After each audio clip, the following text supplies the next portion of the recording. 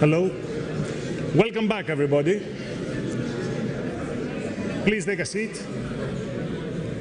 I'm delighted to welcome you to the next panel, which is about innovation and entrepreneurship.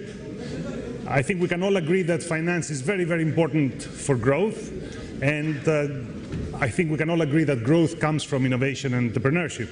And I'm delighted today that we have a superb panel with excellent input from 4 distinguished people to help us think a little bit about innovation and entrepreneurship. Let me just introduce the panel very quickly, and then I will let the speakers take turns. So Stephen Ciesinski is head of SRI and knowledgeable about entrepreneurship, not just in Silicon Valley, but also in other parts of the world. My colleague Michael Jacobidis is the person who really did lots of the groundwork for putting this panel together and coordinating the input in the panel, so I'm very grateful to him. Michael is going to talk to us about structural issues that have to do with entrepreneurship. How do we get entrepreneurship unleashed in the Greek context? Yorgos Gazepis is a person with deep experience in the IT sector in the United States and here in Greece. Most recently, he founded his own company in 2005. He's going to tell us about the history of the company, what it took to grow the company, the challenges that he has faced. And Dimitri Kaligas, who is right there, he's going to come and share with us a few comments after hearing all of this, putting it in the context of putting all of these inputs in the context of the Greek situation. Dimitri is a multi-talented person, I should say, having both multiple degrees in physics from here in Stanford, but also running a long-standing family company, which is dealing with a relatively non-sexy part of the economy, which is not IT, but it's actually xylia, wood trade. So we have a very wide range of speakers, and without further ado, I'm going to hand it over to Steve to give us, put things in a global perspective. Steve.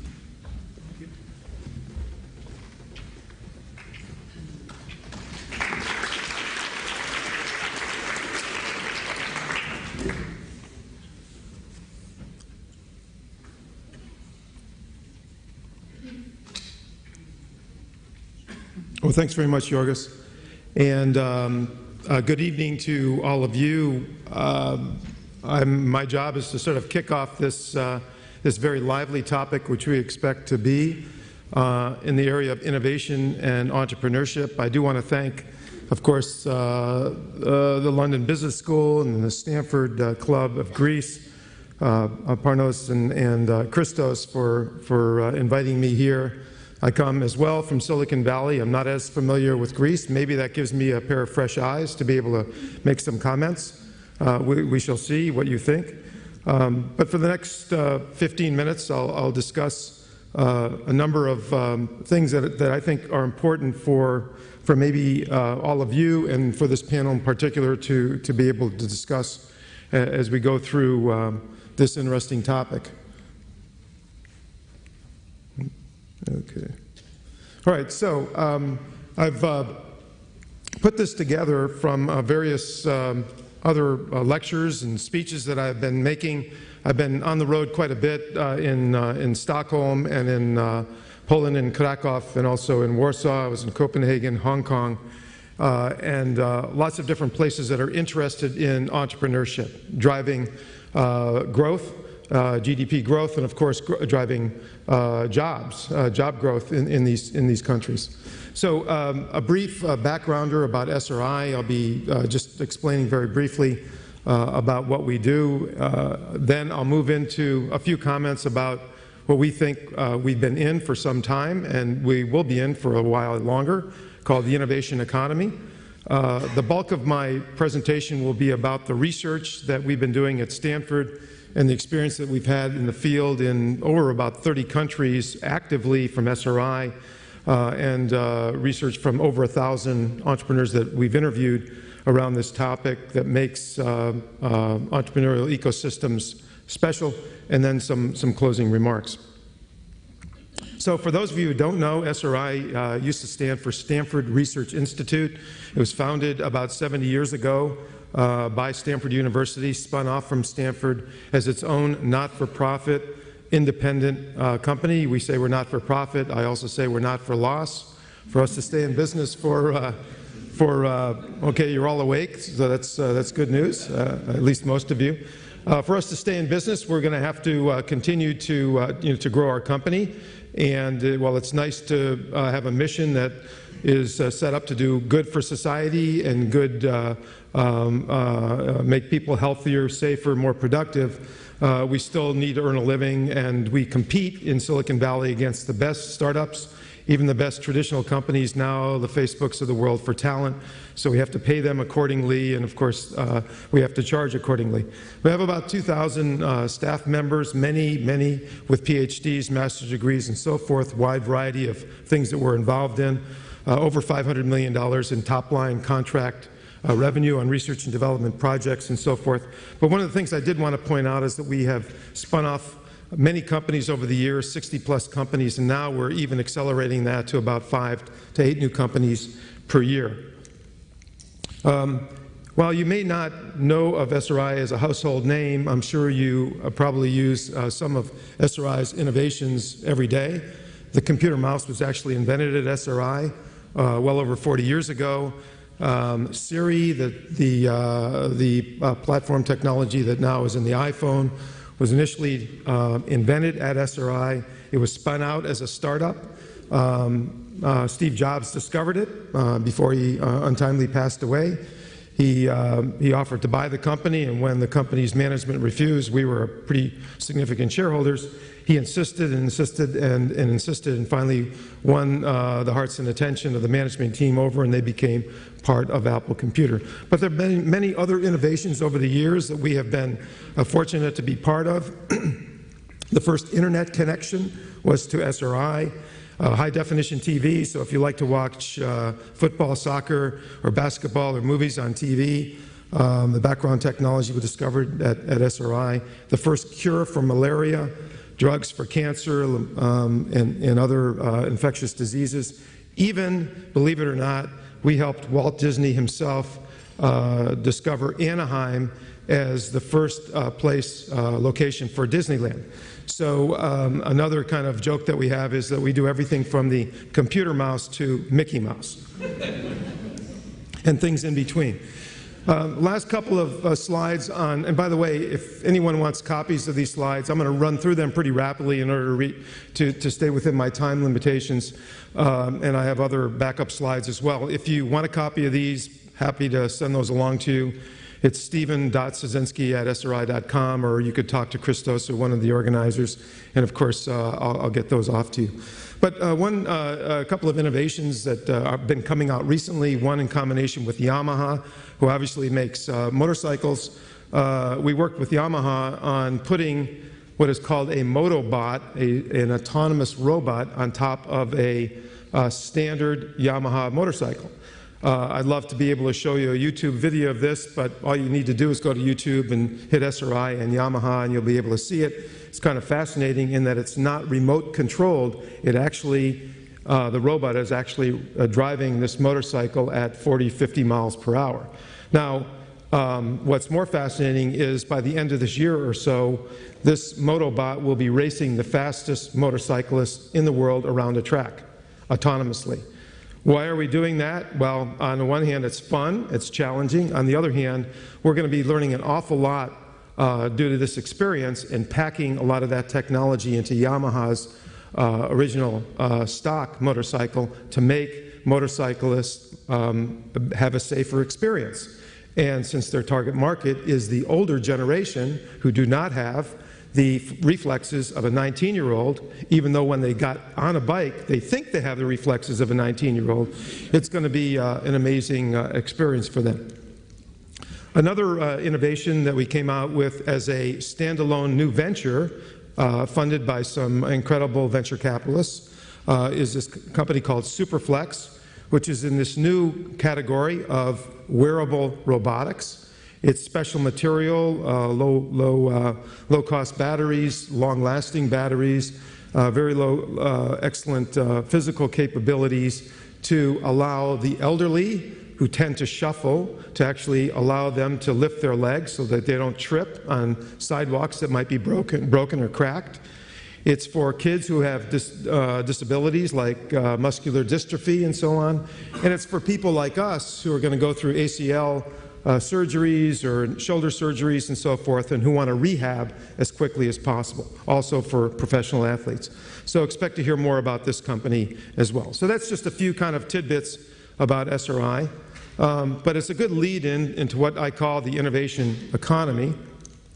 We've been talking about certain aspects of the banking industry and things that are going on in Europe and to some degree in the world, but I think nothing to me is more shocking than to read this, that over 50% of the Fortune 500 companies in the U.S., kind of a silent, unknown fact, have disappeared. They're no longer part of the Fortune 500. They've either gone bankrupt. Of course, Eastman Kodak is a bellwether example of that, but there are many others. They've either gone bankrupt or they've been gobbled up by other companies, probably for pennies on the dollar, or they've been pushed aside because other small companies, in some cases large companies, have been able to innovate faster and get into a better position. So here's just one. I have many more if you'd like to see them, but I'll only show this one, which I think is fascinating. This is the pace of disruption. This shows the telephone taking about 75 years to reach 100 million users, starting in 1878. You whip all the way down to who has got a WeChat account? Anybody here in the room? Okay, WeChat started in China in 2014. Took 14 months to get to 100 million users, is now over 1 billion users. That's about 15% of the world's population. And if you think it's all China, you're wrong. At least 100 million of those users are outside of China. So the pace of disruption that big companies face, and those of us in any types of companies, is tremendous. Seems to be accelerating even as we speak, and certain challenges for lots of CEOs who keep themselves up at night worrying about, is my company about to be digitized? We think we're in the global innovation economy. We now believe that it's driven not just by markets as it used to be, but now by technology as well. They seem to be intertwined. It's a world of abundance. We have 7.2 billion people in the world. In 35 years, we'll be having about 9.5 billion if the trends carry out. Rapid exponential change. It's very terrifying for us to deal with that as executives of companies who worry about, is there a future for my company, with intense global competition. Now, I should say that of those 9.6 billion people in the world, there'll be an additional 3 billion that will move into the middle class, will have discretionary spending, and be able to buy things that are innovative in nature. So this is the setup for why entrepreneurship, why innovation, why entrepreneurial activity. So let me start to explain some of the research that we've been performing and then relate that to some actual experiences that I've had. So first, when I fly to different places, I ask, one of the questions I ask is, of people, how long has Silicon Valley been around? Some people say 10 years, some people say 5 years. Some people say, well, gee, I heard about the dot-com bust in 1999, so maybe it's been 15 or 20 years. Well, it's actually been around since at least 1939 when HP was established. So I have to laugh to myself internally when I get governments and their agencies, their agency of commerce and trade, and they want to recreate Silicon Valley in 2 years or something along those lines. Took 75 years to get to what Silicon Valley is today, and it has repotted itself and remade itself, as you can see here through this slide, through many times. I want to talk about the entrepreneurial ecosystems around the world and this study that we've been performing. This was led by George Foster, professor at the business school at Stanford, along with myself, EY, and Endeavor. Now, what we came up with when we interviewed over 1,000 entrepreneurs around the world as people were trying to measure themselves against Silicon Valley, is what are the important aspects of an entrepreneurial ecosystem? And it turns out that all of these people came back and said, predominantly there are 8 pillars for successful entrepreneurship ecosystems. Having the ability to have accessible markets, having talent to be able to work in an early stage company, having funding and finance all the way from seed stage through growth stage up to where an IPO can happen, a system of mentors, advisors, board members, and so on, a strong, transparent, and consistent and honest regulatory framework, education and training, major universities as both research catalysts as well as incubators, and then having cultural support. Now, time doesn't permit me to spend a lot of time on each of these. I do have quite a bit of detail, again, I'll pass along to you. But accessing markets is, at least in Silicon Valley terms, is always thinking global. Your test market could be, in Toronto, it could be in Vancouver, it could be in San Diego, but the idea is how do you go global with your products and services? Developing talent for the workforce. We now have middle schools in the US who are teaching. You see 4 young girls here. I'll let you figure out which one is the CEO and which one is the CFO. But they're all being taught how to start up companies. They're given a little bit of venture capital. They come up with an idea. They move forward on the idea, create a product, and at the end of the school year, they actually have to return capital and a return on that capital back to the venture capitalists, their parents, who have funded them, and also have a little bit left over for a charity of their purpose. So at an early age, they're learning how to work in an early stage company, how to work together, and then how to work functionally as well. Stanford Ignite has a program that we can talk about more, dedicated to teaching researchers who don't have any business experience throughout the world how to start up and get companies off the ground. Funding and finance has been an important aspect, of course. This map kind of shows Silicon Valley in the lead, has been for quite some time, with 23% of all the venture capital. But take a look at number 2 and number 3. 20 years ago, Beijing and Shanghai were not on the map. Now, the total of between Beijing and Shanghai are almost equivalent to Silicon Valley. So these 2 city-states have moved very, very rapidly, with nearly $33 billion of venture capital. Stockholm, Sweden is not up here, but I think that's a 9 million population country, and that has about $850 million US dollars worth of venture capital. Support systems, mentors, advisors, as I mentioned, commercial banking, recruiting, and so forth. You really can't build a great company with a new CEO, first-time CEO, without having a lot of gray hair on the board, in the advisory group, helping coach this person to avoid mistakes and to move very rapidly. The regulatory environment. This one, I'm sure in this room we could spend quite a bit of time with. I interviewed 3 outstanding entrepreneurs this morning, 2 venture capitalists, and of course, they're very positive about things, but of course one of the issues they talked about were various aspects of the regulatory environment. And then the whole culture for entrepreneurship. In the Valley and in other places in the US, we think it's actually a good thing for a son or a daughter to come home after college and say, I got my first job, it's at a startup company. In many places of the world, that's not considered a good thing. It's a sign of failure if you can't get a job with a big company.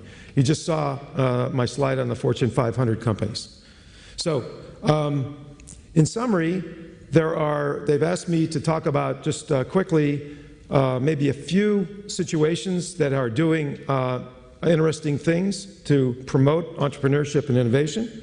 Startup Chile, take a look at a map sometime. Chile, being in the southern hemisphere, Latin America, spend only 0.2% of their GDP on R&D. By the way, Greece spends about 0.7 or 0.8%. And I guess I'm being told I'm out of time, so I'll close up here in 1 minute. But they have a very interesting program that's going on since 2010, bringing entrepreneurs inside their country. Japan, who is not known at all for entrepreneurship, has been doing quite a bit of work recently with the understanding that they want to dedicate their 3% of R&D into new innovation. Aalto University was formed to innovate and to spin out new companies in Helsinki. One of my students has actually started up an incubator in, believe it or not, Kyrgyzstan. This guy on the left-hand side is actually from Nepal. He's dedicated his life, his early career life, to running and getting an incubator out, and he's being quite successful. So there's lots of different ways to achieve success. And in my final remarks, I'll point out to me, one of the most important slides I'm sharing with you, and that is that take a look at the blue line and take a look at the red line. The blue line shows, over time, the number of net jobs gained from startups in a nearly 30-year period, plus 85 million. This is in the US. And the net jobs gained from existing firms being minus 30 million. Thank God for early-stage companies in the US and for entrepreneurship. Otherwise, our economy would not be at 5% unemployment. It would be much, much higher. So as we close here, I've explained to you a little bit about the 8 elements, and they've asked me just to briefly give some quick commentary on Greece. There are some obvious strengths. You can read all of these and so on, but some of the challenges, I think, have a lot to do with poor investment activities going on here. Little early-stage companies, promising companies need capital, of course. Much lower than average R&D investment in total in the country, and then entrepreneurial culture barriers as described here. And of course, the key thing is you don't want to see brain drain become an issue in a country like this one, and I guess I would worry long-term about something like that if students did not have a place to get companies off the ground. So I want to thank you and thank the organizers for allowing me to put this presentation together. What I found is the countries that want to move forward have the will to have the government, established industries, education, and the whole startup industry work cohesively to drive and have the will to drive their economy forward. So thank you very much.